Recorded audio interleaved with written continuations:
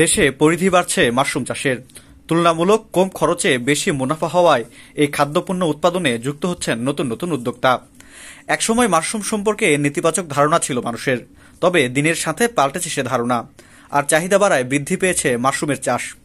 ঢাকার অদূরে কেরানীগঞ্জে নিজ বাড়িতে মাশরুম চাষ করে সফলতা পেয়েছেন গার্মেন্টস শ্রমিক রাজীব আহমেদ। মাত্র ৩৬ টাকা পুঁজি দিয়ে শুরু করলেও বর্তমানে তিনি মাসে আয় করছেন ৫০,০০০-এরও বেশি টাকা। ঔষধি সম্পন্ন এই ফসল চাষ করে স্বাবলম্বী হওয়ার পাশাপাশি অনেকের কর্মসংস্থানের সুযোগও হয়েছে। তার এই সাফল্য দেখে এলাকার অনেকে এখন আগ্রহী হয়ে উঠছেন মাশরুম চাষে। মাশরুমটা অত্যন্ত দরকার, আর মাশরুম এটা আল্লাহ প্রদত্ত একটা ম্যাজিক খাবার, যেটা মানুষের শরীরে ইমিউনিটি সৃষ্টি করে। কোরআনে বর্ণিত মান্না সালোয়া, এটাই এখন রূপান্তরিত নাম মাশরুম।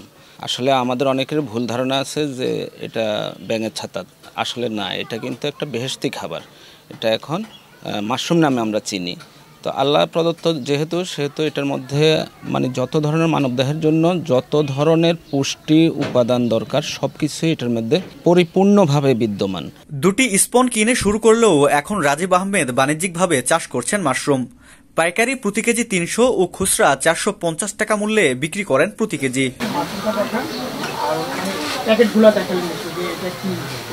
উপজেলার সুভাড্ড ইউনিয়নের গেজুরাবাগ এলাকার গার্মেন্টস শ্রমিক রাজীব আহমেদ। বেতনের টাকায় সংসার চালাতে হিমশিম খেতে হতো তাকে। নিজে কিছু একটা করার ইচ্ছে থেকে ইউটিউবে ভিডিও দেখে তার আগ্রহ জাগে মাশরুম চাষে। পরে ঢাকার সাভারে মাশরুম ইনস্টিটিউট থেকে কয়েকদিনের প্রশিক্ষণ নিয়ে বাসায় ফিরে স্বল্প পুঁজিতে নিজের থাকা ছোট্ট টিনশেড ঘরে স্পন প্যাকেট তৈরি করে বাণিজ্যিকভাবে বড় আকারে শুরু করেন মাশরুম চাষ।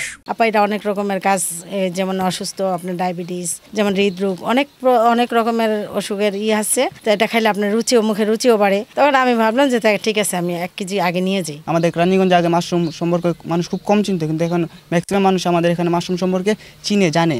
আর মাশরুমের চাহিদাটা আছে আমাদের এখানে। অনেকে আগ্রহ করে দেখে যে এটা কি, বুঝে না, জানে না যে এটা কি জিনিস। আগ্রহ করে আসে, পরে যখন শুনে মাশরুম এরকম অবাক হয়, তারপর নিয়ে খায়। সঠিক পদ্ধতিতে কাঠের গুঁড়া ও খড়ের মধ্যে বীজ ও পানি দিয়ে নিজেই তৈরি করেছেন মাশরুম চাষের স্পন প্যাকেট। এখন তার ঘরে প্রায় ৪,০০০-এরও বেশি মাশরুমের স্পন রয়েছে। রাজীব আহমেদ এখন প্রতিদিন দুবেলা করে নিয়মিত পরিচর্যা করেন মাশরুমের প্যাকেটগুলো। স্বল্প ব্যয় আর পরিশ্রমে মাশরুম চাষ করে সচ্ছলতা এসেছে তার পরিবারে। বাড়তি আয় আশায় খুশি রাজীব ও তার পরিবার। তার এই সাফল্য দেখে অনেকে আগ্রহী হচ্ছেন মাশরুম চাষে। অনেক বেকার যুবক স্বপ্ন দেখছেন মাশরুম চাষ করে ভাগ্য পরিবর্তনের। অনেকে তার বাসায় এসে পরামর্শ নিচ্ছেন তার কাছ থেকে। কার্বোহাইড্রেটের উপরে আমাদের যে নির্ভরশীলতা, সেটা কমিয়ে আমরা কিন্তু সুস্থ মেধাবী জাতি হিসেবে কিন্তু গড়ে উঠতে পারি এই মাশরুম খাবারের মাধ্যমে। মাশরুমের মাধ্যমে সুস্থ থাকা যায়।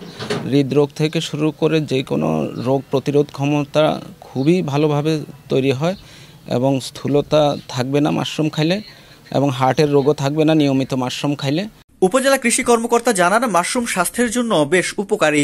সেই সাথে এই সবজি অনেক রোগের প্রতিষেধক হিসেবেও কাজ করে।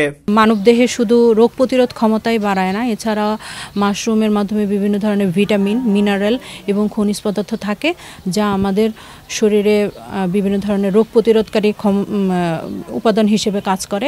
এছাড়াও বর্তমানে যারা স্বাস্থ্য সচেতন, বা হয়তো অনেক সময় দেখা যায় যে হৃদরোগ অথবা ডায়াবেটিস রোগী যারা থাকেন, তারা কিন্তু এই মাশরুমের প্রতি অনেকটাই ঝুঁকেছেন। খুবই শীঘ্রই তাকে একটা ল্যাব তৈরি করা, যাতে সে যেহেতু বীজ উৎপাদন করছে, এখানে হাইজিন মেনটেন করার একটা ব্যাপার থাকে। বাংলাদেশ যেহেতু সারা বাংলাদেশের সব জায়গায় তার এই বীজটা যায়, আমরা চাচ্ছি যে তার বীজটা যেন একদম উন্নত মানের হয়। এই কারণে আমরা খুব শীঘ্রই তাকে একটা ল্যাব তৈরি করার ব্যাপারে সহযোগিতা করব।